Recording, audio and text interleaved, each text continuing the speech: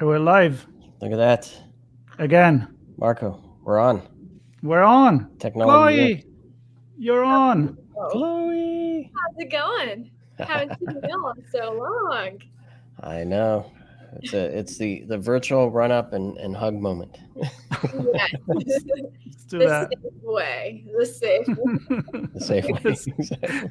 the safe way. Well, I hope people have been safe enough there, despite the excitement. And by there, of course, for those looking at us on our social media, our ITSP magazine on LinkedIn, Twitter, and I believe Facebook and YouTube as well. Here we are again. But Yes. look who's up, Chloé Messdaghi. Look at that. Even though you guys are so far away, it feels like you're right here. We're there That's in the spirit. idea. We're there in spirit for sure. That's the idea. While you're there, and there is RSA Conference 2022. And I think we're going to start with, first of all, good to see you. And as you are there, and we are not, well, we are virtually taking part of the event. But how does it feel to be back? Did you get to see good old friends? And you did the presentation live, few of them, which we want to hear about. So how is it? Oh, wow. Well, I got to see Phil today. So Yes. I got to see Angela for the past few days, which is wonderful because I haven't seen her for like 2 years. Nice. Yeah, just seeing everyone again, it's so wonderful. Like to see everyone and just be like, hey, how are you doing? And we all just feel like changes have happened, but it also seems like as if time didn't even go by at the same time. I know you do a lot, Chloe, with not just helping companies understand the value of security for their business, but also helping them understand the value of keeping their people Yeah. safe and healthy as well. So maybe talk to us a little bit about some of the things you've been doing this week on that front. Yeah, so I had one talk at B-Sides on Sunday on around mental health in the area. Basically, kind of diving into whenever we hear people saying that they're burned out, it could actually be a lot worse. We see that it's more like PTSD happening. And then RSA conference, I have 4 talks. I had one on Monday, diving a little bit further on mental health, on security teams, where discuss how, when burnout goes untreated, we end up having anxiety and depression. And then also what can happen is that we actually are dealing with PTSD. And that's one of the reasons why we have such a revolving door situation, is that no one's fixing the situation, that we just complain about it, but we're not doing any actions about it. And we attend talks to hear about them. But my whole point of being here this week is to really be like, no more talk. Let's do something about it. Let's fix this problem. It is an easy fix at the end of the day. It's just called investing in your people. The grass is greener. It just happens to be AstroTurf every time you move to. Basically, yeah. And the second talk is with Camille Eddy on Representation Matters, where we dive into the latest statistics around tech and infosec when it comes to people that are marginalized. Why is that situation like the way it is? And really pushing out there that if we want DEI, first of all, it doesn't exist yet, but when we want DEI, that means we start at the board. That means we start on the executive level, because we're never going to fix that problem unless we do that front. And that means not replacing anyone possibly, but expanding your board and your executive level to make sure that there are people that are marginalized being represented on there.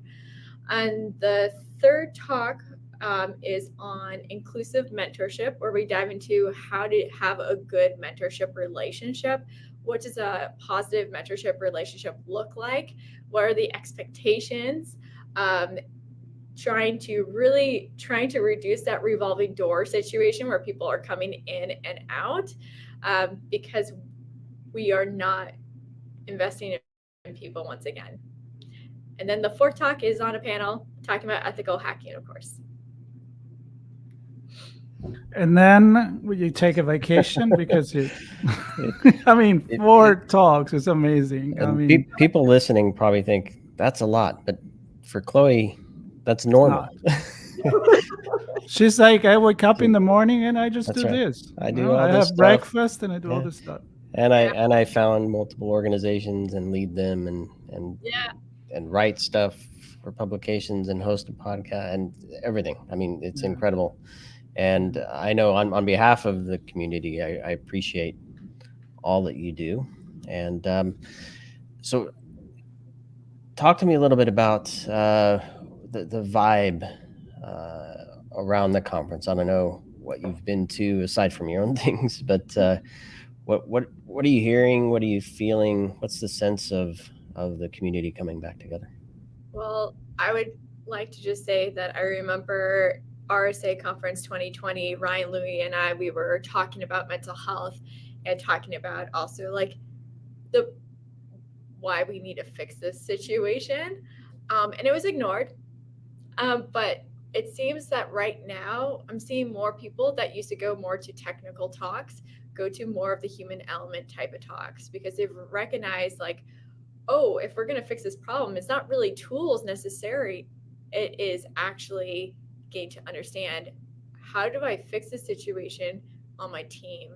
How do I make them feel like they're welcomed? You know, as you were going through all the talk, of course, I've known you for a while. And again, I want to remind everybody that you have this fantastic, and we are honored to have your podcast on ITSP Magazine called The Changemaking. And you talk about all these things. And I know how passionate you are about it. And I think it's important to know that it's not just, again, a talk, but people walk it. And I know we say that all the time. I think it's been years and years that we say this thing. You know, we have to do this thing. We can't just go there and say it. And the fact that you mentioned that your first talk with Ryan, and I'm going to say hi to Ryan. I love him and I miss him very, very We miss much. Ryan very much. Yep. Yeah. We chat with him on social all the time. Yeah, exactly. And you said it wasn't really received. It wasn't really making an impact. You said the first time that you had this conversation. Did I get disconnected here?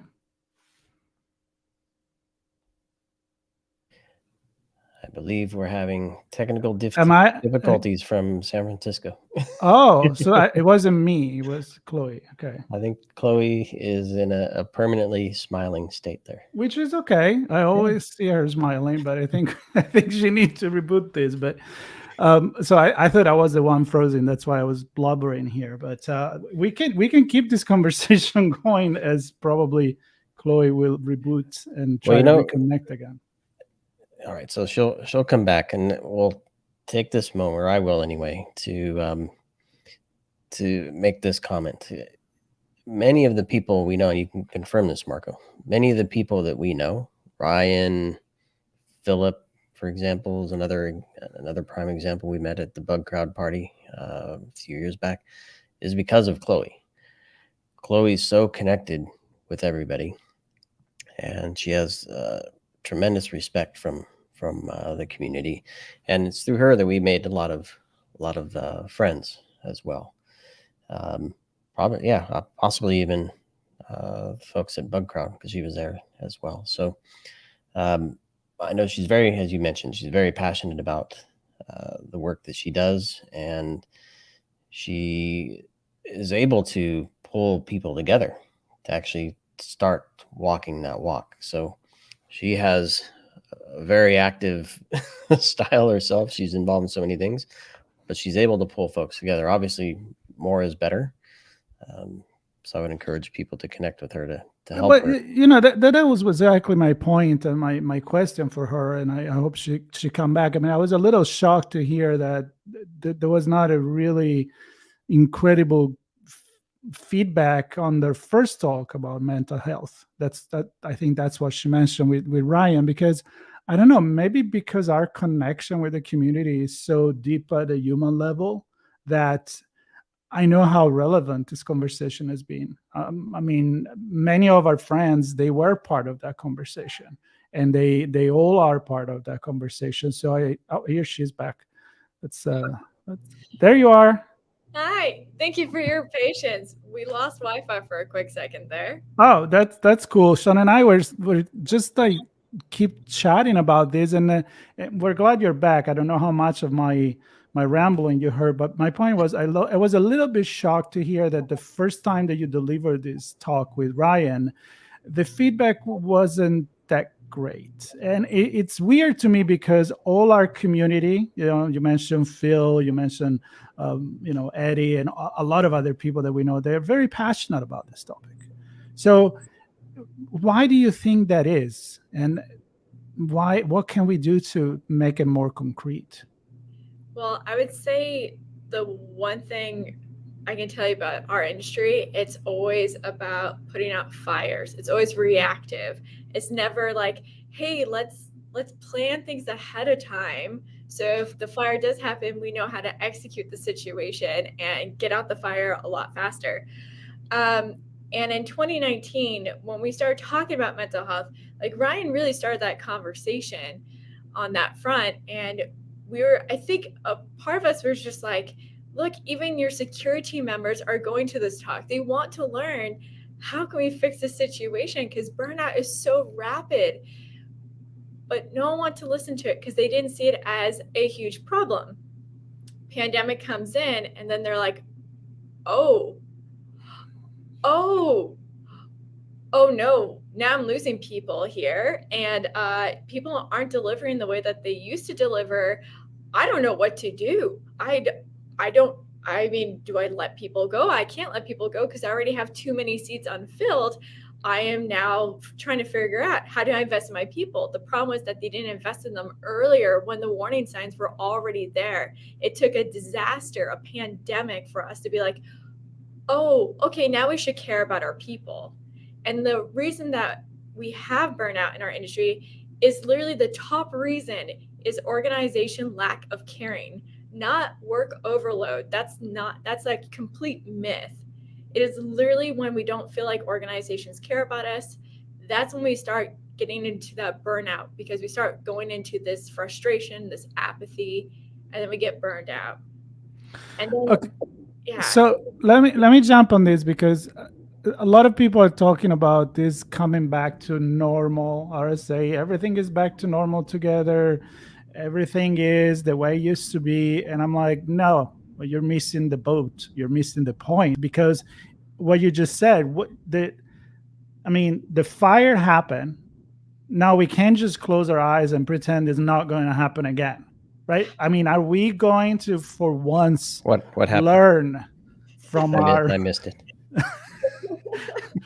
Okay, look here.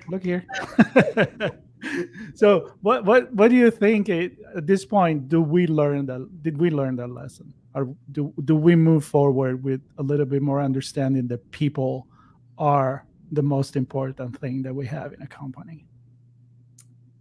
I would love to give you a response that's positive. Be honest. Full of hope. I think that at least now I'm hearing people talk about it. That gives me hope.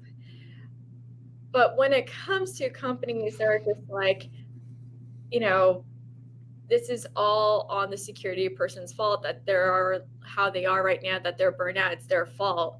I think that is still the common sense that many people have.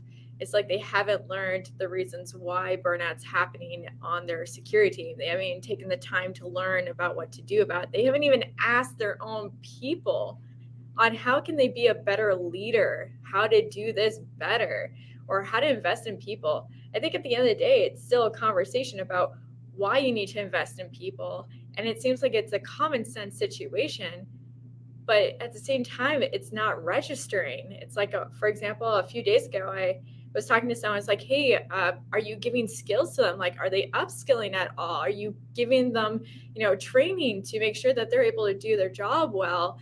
And they're like, why? They'll leave.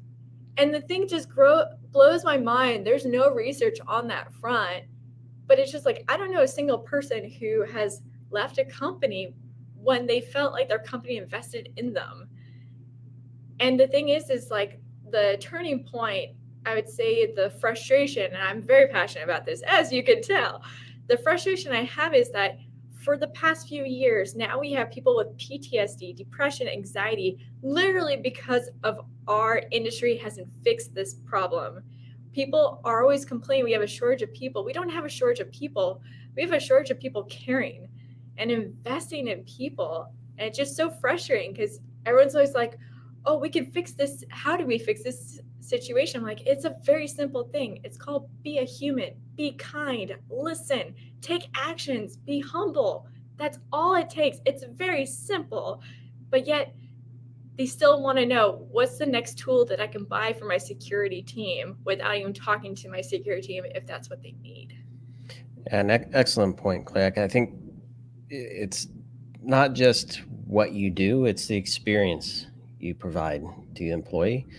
And every employee has different needs and operates a different way and feels good based in different ways. Right? So some want money, some want to learn, some want to be part of a team, some want to have a mission, some want a combination of those things. Others want stuff that I can't even think of at the moment. And to me, that says two things. One, it's not a tool. It has to be about the human. It has to be purposeful. It's not going to just magically happen. And the other thing is, and I want to get your thoughts on this because it's another topic you're very passionate and involved with. It's the diversity. I think if everybody looks the same and sounds the same, it can get pretty boring, right? But when you have a group that brings different perspectives and open up the conversation differently, it becomes a little more exciting, right? You can see the problem differently. You can see the options to solve the problem differently, and then perhaps even solve the problem better differently. And sorry, before you go, I cannot detach one from the other. I can. And well, just because you just want to give me a hard time. No, seriously, the diversity and the mental health and the empathy. The empathy is the key for all of this, isn't it? Yeah, but it's the sad part of all of this is just think of the past few years, how much our industry and conferences were like, we need more women, we need more people of color, we need all these people. We bring them in, and in their first year, they're dealing with assaults, harassment, discrimination. Like, imagine every day you go to work and someone's making a comment the way that you look, or making some, biases around you by the way that your appearance is or your background. And then just keeping you in this box and then feeling like you'll never be able to get outside that box because everyone's seen you that way and no one's taking you seriously. And so, of course, people are going to leave our industry at the end of the day. It's not just leaving from one company because they don't feel like the organization cares about them. It's when it keeps happening. So it happened at, company A, now you're at company B, it's happening again. Now you're like, wow, this is a huge problem and no one's fixing it. No one's listening about the situation. And so when we're saying like we want to diversify, we want to get more people in our industry, the thing is like at the end of the day, when we're bringing people in, we're also responsible for the people that we brought in. And that revolving door, it's going to keep happening until we start recognizing that we need to fix that problem. And that really does start with leadership, executives, and also VCs. VCs should be pushing that you need to have representation on the board. You need to have representation on the executive level, because that's what's happening right now. Like, for example, Nasdaq, they're like, you will not be listed unless you have the following amount of people on your board. And in the state of California, we have the same thing as well. If you have a certain number of people on your board, you need to have representation of gender and also of race. And Chloé, I mean, it's such a big topic. There's no way we can solve this problem in this live conversation. But as I mentioned early on, you're doing so much, and I think what I'd like to do is, as we kind of wrap here, is a call to action for folks to view your sessions, either on demand, if they're available, the future ones you have coming up this week, and maybe a quick word from you on some of the organizations folks can follow and get involved with that you're part of, helped organize, and maybe even beyond that, if there are others you want to share. Yeah, my DMs are always open. If someone wants to chat and try to figure out how to make something better, my doors are always open to have those conversations. If you are someone who feels like you're thinking about leaving, I want to help you stay and find a company that will appreciate you as well. At the end of the day, I really hope that everyone takes away from, our conference right now, invest in your people. That is the most important thing in the world. And it doesn't take loads of funds to do that. It's very simple.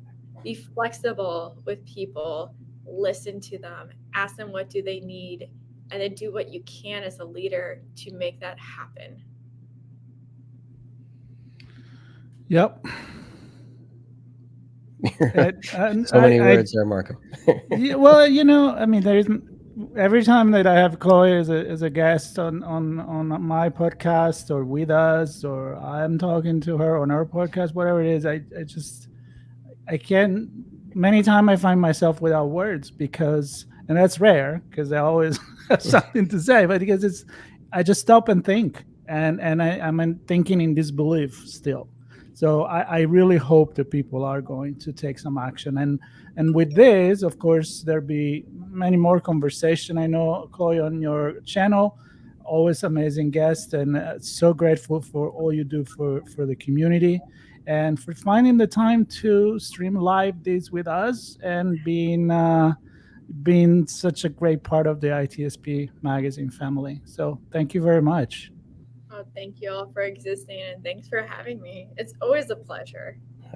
I agree. Always a pleasure. And have a great rest of the week. Help folks and companies feel better and do better together. And everybody listening to this, stay tuned. We have more live streams from RSA conference, itspmagazine.com/RSAC.